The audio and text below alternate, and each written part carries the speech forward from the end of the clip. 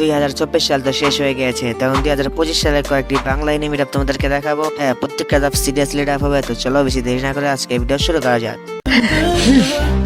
ও বেটা, ও জি হ্যাঁ, তোমরা চাইলে আমাকে পরবর্তী হোক আগেও বলতে পারো, যে কিনা তার ক্লাস এবং তার শাইঙ্গানের কারণে সব জায়গায় বিখ্যাত হবে। তারপর অন্য সব ভিলেজ আমাকে দেখে ভয় পাবে।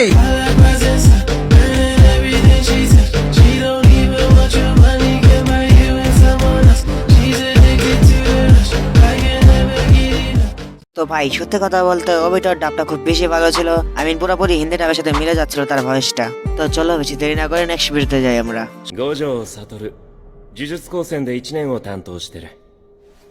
呪術伏黒先輩。সাতোরু গোজো, আমি জুজুৎসু টেকের ফার্স্ট ইয়ারের ইনচার্জ।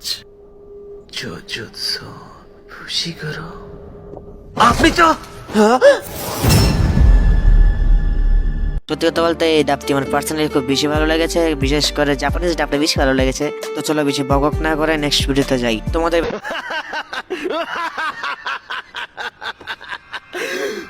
मुझे पता था रोशनी का असली मजा शरीर में ही आता है। सारे लोग कहाँ हैं? औरतें कहाँ हैं?